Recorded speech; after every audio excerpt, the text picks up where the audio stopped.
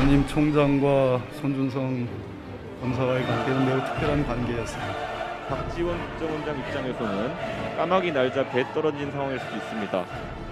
그런데 이렇게 배가 우수수 떨어지는 상황이라면 진짜 까마귀가 배를 쪼아 떨어뜨린 것이 아닌지.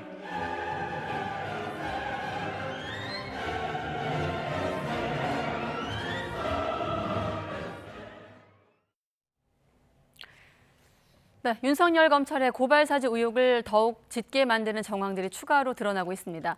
또 한편으론 의혹 자체에 대한 조사와는 별개로 박지원 국정원장 개입 논란으로 번지고 있는 양상이기도 합니다.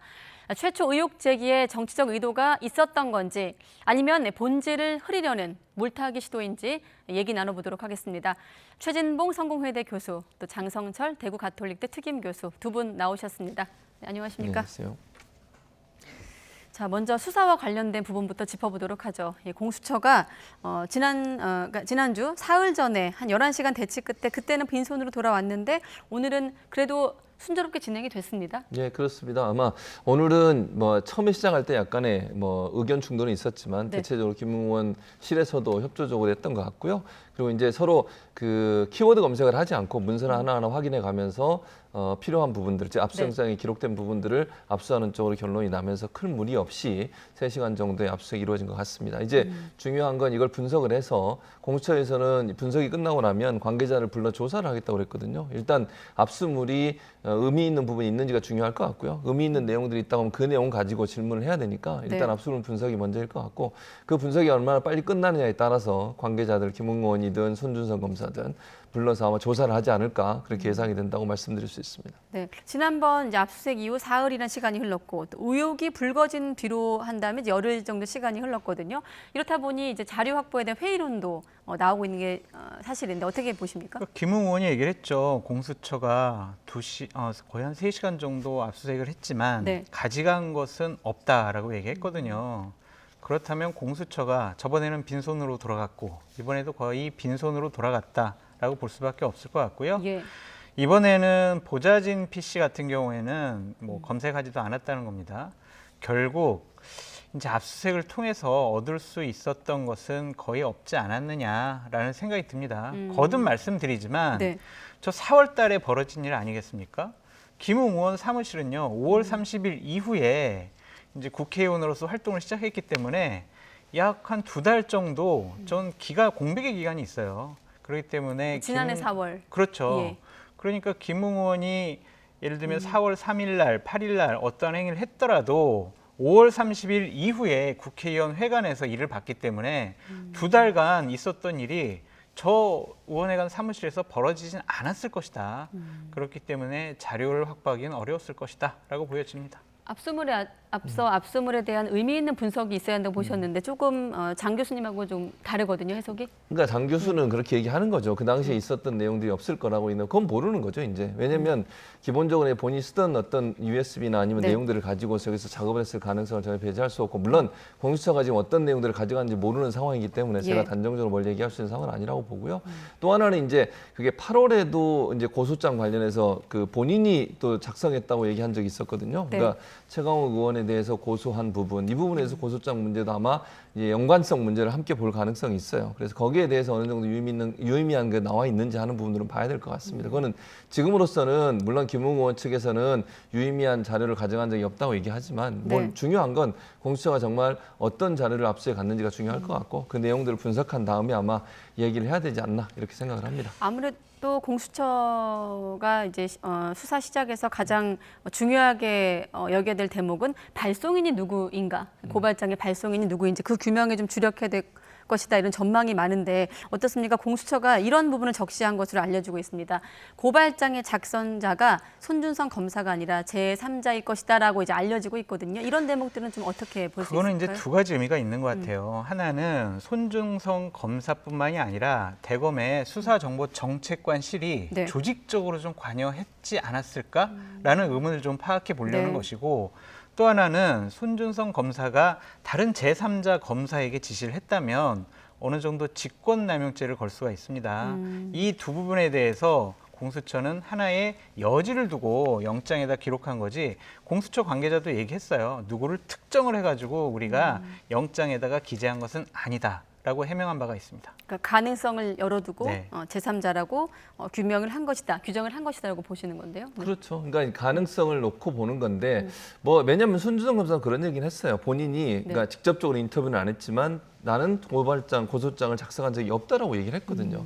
그래서 아마 이제 뭐 장 교수 잠깐 얘기했지만 기본적으로 그 사무실 내에 있는 다른 후배들이나 다른 사람을 시켰을 가능성을 배제할 수 없는 상황이다. 그러니까 고소장 작성은 다른 사람이 했고 전달하는 과정에서 손준성 검사가 개입하지 않았느냐 하는 이제 의혹이 있는 거거든요. 지금 네. 상황에서. 그래서 그런 부분도 함께 봐야 된다. 이게 단순히 손준성 검사가 작성을 안 했을 가능성을 저 배제해버리면 다른 가능성이 이제 배제가 되는 거잖아요. 네. 그걸 좀 더 열어놓고 제3자가 작성해서 손준성 검사가 그걸 빠른 시간 안에 전달하는 과정에 김웅 의원을 통해서 전달이 되고 그걸 조성은 씨한테 전달한 게 아닌가. 네. 이렇게 지금 공수처는 보고 있는 것 같습니다. 네, 말씀하신 대로 지금 김웅 의원을 기준으로 그 의혹의 고발장을 전달한 사람이 누구인가, 그 중에 하나가 이제 손준성 검사가 조금 유력하게 지금 검토되고 있는 상황인데, 이와 관련된 또 증거가 제시됐습니다. 네. 역시나 제보자 조성은 씨가 추가로 제출한 자료인데 지금 화면을 좀 보여주시죠.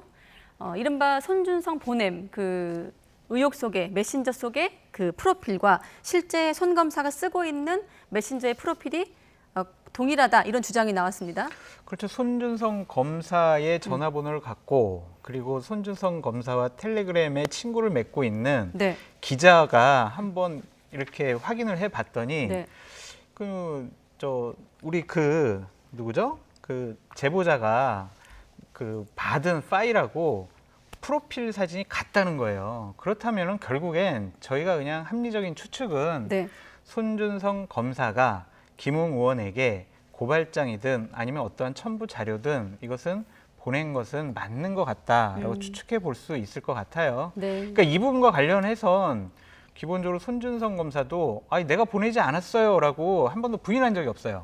작성을 했습니까라고 물어봤을 땐 저는 작성하지 않았습니다. 그렇게 얘기했거든요. 네. 근데 이걸 전달했습니까라는 부분에 대해서는 묵묵부답이에요. 그렇다면은 이 부분과 관련해서는 어느 정도 손준성 검사가 발송하지 않았을까라고 보는 것이 좀 타당해 보입니다. 여전히 지금 시점에선 손준성 검사 입장이 추가로 좀 확인되지 않고 있죠, 언론을 통해서. 아직까지는 다른 입장은 없어요. 지금 장 교수가 설명했듯이 기본적으로 본인이 작성하지는 않았다 명확하게 얘기를 했고 예. 전달 과정에 대해서는 명확하게 입장을 밝히지 않았는데 지금 뭐 말씀하신 이 네. 자료들을 보면 또 기자들이 한 군데 되고 여러 군데 기자들이 다 실험을 해봤어요. 그 이제 네. 언론의 보도가 그대로 됐는데 실제로 발송자의 이름을 이게 어떤 걸로 받은 거냐면 이게 제보자한테 직접 얘기를 해서 그 파일을 좀 보내달라. 네. 그러면 이 SNS가 기자가? 갖고 있는 특성이 그죠? 뭐냐면 예. 최초로 보낸 사람 이름이 뜨거든요, 거기에. 네. 그 사람 이름을 클릭했더니 실제 손준성 검사의 전화번호가 적힌 프로필이 떴다는 거예요.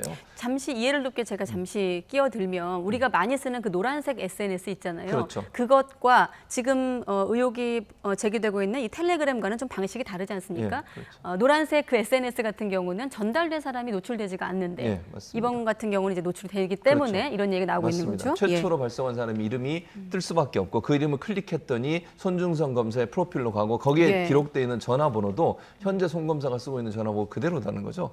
그렇다고 하면 이건 부인하기 어려운 상황이다. 즉 최초로 보낸 사람은 손준성 검사가 맞다라고 네. 생각하는 것이 합리적인 판단이다 이렇게 보여집니다. 그러니까 이 부분과 관련해서 김웅 의원도 아니야 난 안 받았어라고 얘기하면 됐을 텐데 아니 기억이 없는 것 같아요. 전화번호가 왜 있는지도 모르겠어요. 이런 식으로 얼버무렸거든요. 네. 그렇다면 김웅 의원도 사실관계를 확실하게 밝히지 않았다라고 보는 것이 합리적인 추측 같습니다. 자, 그렇다면 공수처가 이번에 이제 압수수색을 한 그 압수물을 분석한 이후에는 이번 의혹 속의 관계인들을 좀 소환 조사할 것이란 전망이 있는데 지금 언급한 이런 인물들이 좀 조사에 나서야 된다고 보십니까? 당연히 조사하죠. 그러니까 김웅, 손준성 두 분은 뭐 당연히 조사를 할 거고요. 네. 지금 윤석열 후보도 사실 입건된 상태예요. 그래서 아마 공수처가 입건을 했기 때문에 조사를 할 겁니다. 어떤 네. 방식으로 조사를 할지는 이제 두고 봐야 되겠지만 조사를 하지 않고 넘어갈 수는 없을 거예요. 입건이 됐으니까. 그래서 아마 손준성, 김웅, 그다음에 윤석열 후보까지 세 분에 대한 조사가 이루어질 것 같고 네. 고발하신 분, 그러니까 예를 들면 지금 제보하신 분은 이미 조사를 한 걸로 알려지고 있거든요. 그래서 추가적으로 필요하면 또 다른 조사를 할 수 있게 좀 참고인으로 네. 나머지 세 분에 대해서는 조사가 불가피한 게 아닌가 이렇게 생각이 듭니다. 저는 윤석열 후보를 입건했다라는 것을 밝힌 것, 그리고 조사하려고 하는 여러 가지 정황적인 사실들, 이것은 상당히 부적절하다고 보여집니다. 손준성 검사가 저걸 작성했는지 안 했는지, 지시했는지 안 했는지 이것조차 밝혀지지 않았어요. 그런데 윤석열 후보가 이 사건과 관련해서 지시를 했거나 아니면 보고를 받았거나 이런 추측만으로 야권의 대선 후보 1위를 공수처가 수사하고 조사하겠다, 입건했다? 이것은요, 자칫 잘못하면 공수처가 대선에 개입하려는 의도가 아니냐, 야권의 대선 후보 1위에게 좀 타격을 주려는 것이 아니냐라는 비판으로부터 자유로울 수가 없다. 최소한 이런 대선 과정 중에서 대선 후보 1위의 후보를 조사하려면 어느 정도 손준성 검사가 네. 사실관계를 좀 파악을 하든지 아니면은 어느 정도의 증거물이 나오든지 증언이 나와야 되는데 추측만으로 이렇게 대선 후보를 조사한다라고 밝히는 것조차 부적절해 보인다라고 말씀드려요. 그러면 손준성 검사와 관련된 부분들이 어느 정도 좀 구체화되고 일부 증거들이 나올 경우에 좀 달리 봐야 된다 이렇게 보시는 거예요? 그럼요. 그럼 당연히 당시 검찰총장이었던 윤석열 후보는 조사할 수밖에 없고요. 만약에 그냥 지시하지 않았다고 하더라도 그냥 손준성 검사가 자발적으로 했다고 하더라도 네. 윤석열 후보는 관리 책임을 당연히 물어야 될 것이고 자칫 잘못하면은 과연 저분이 국가 지도자가 될 자격이 있을까라는 여당의 비판을 받을 수도 있을 것 같아요. 네. 그래서 이 부분만큼은 공수처도 윤석열 후보와 관련해선 상당히 좀 조심스럽게 접근해야 한다라는 생각입니다. 네, 아마 장 교수님이 말씀하신 것과 좀 겹치긴 할 것 같습니다만 다시 한번 질문을 드리면 이번 그 의혹의 고발장의 발송인이 손준성 검사인지 아닌지 확인하는 절차가 왜 중요한지 다시 한번 좀 설명해 주시죠. 지금 아까 설명했던 거와 연관돼 있어요. 네. 윤석열 후보가 만약에 손준성 검사가 누군가를 시켜든 본인이 작성했든 본인은 아니라고 하니까 지금은 뭐 아마 제3자라고 제가 얘기를 해보겠습니다.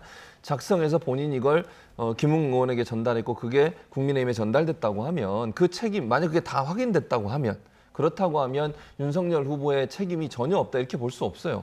본인이 지시를 했든 안 했든 본인의 관리 책임 아래 있는 사람이잖아요. 네. 그리고 그다음에 수사정보기획관이라고 하는 자리가 그 당시에는 총장에게 직보하는 자리였고 수사 관련된 정보를 수집해서 총장한테 직접 보고하는 자리였어요.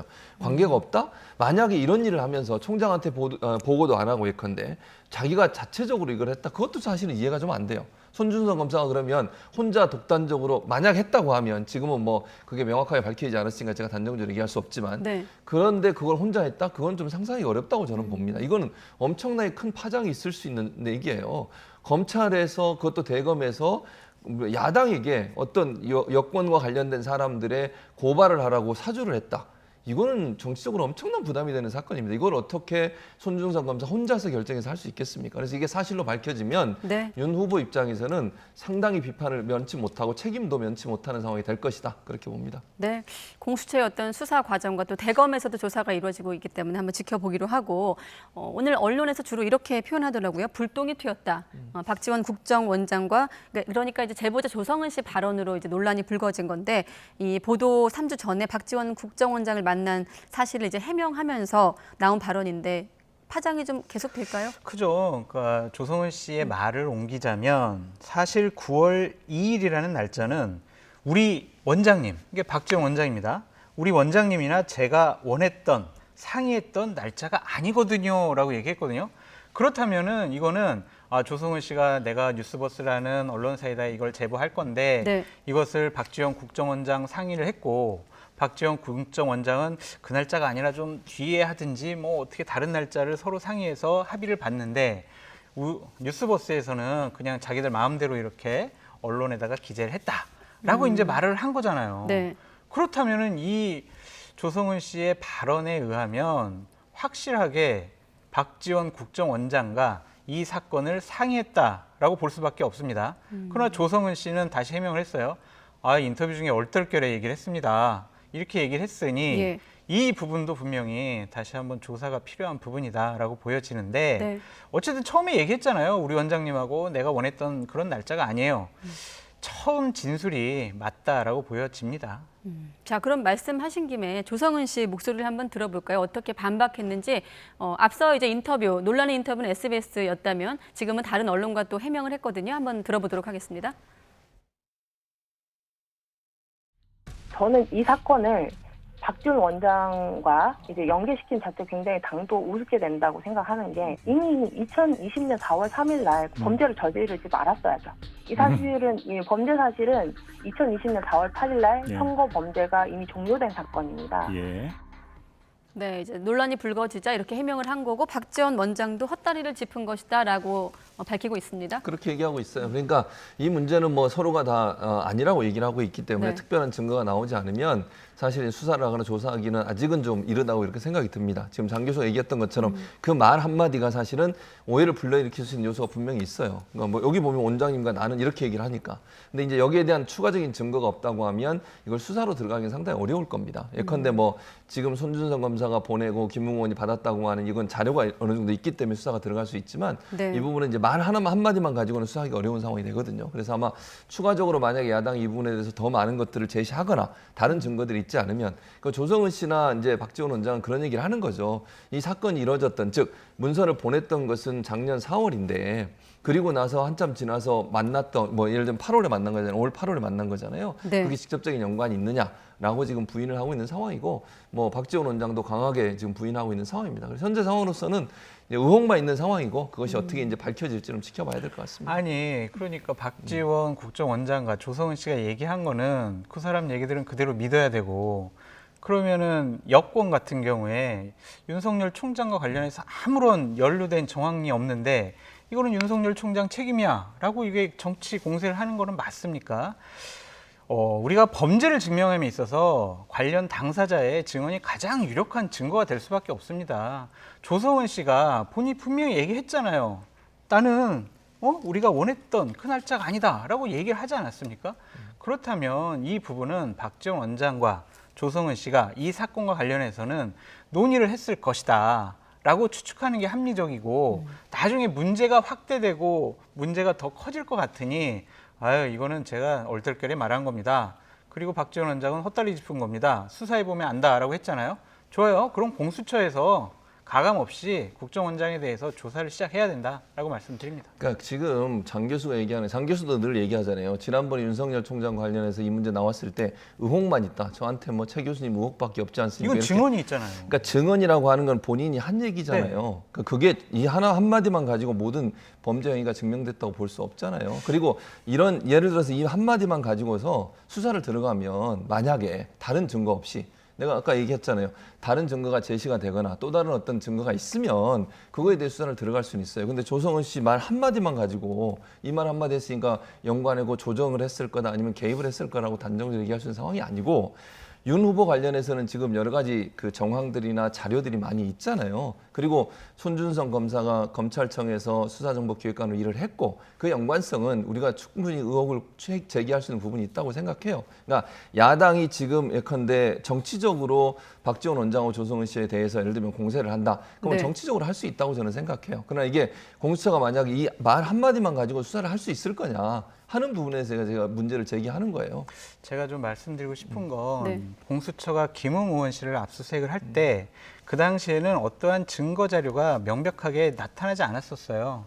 근데 공수처 검사가 뭐라고 했습니까? 압수수색하러 가서 우리는 죄의 유무를 그렇게 중요하게 생각하지 않는다. 언론에서 문제 제기를 했고 이건 상당히 의혹이 나오고 있으니까 우리는 압수수색도 하고 수사를 시작한 거다라고 했잖아요. 그럼 똑같은 잣대를 대란 말이에요.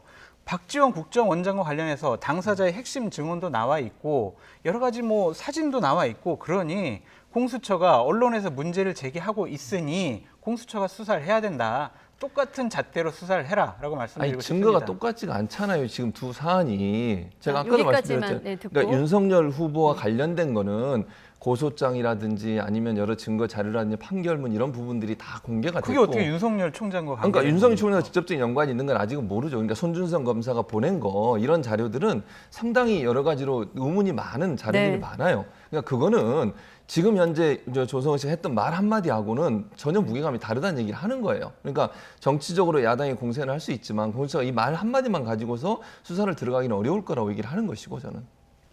네, 알겠습니다.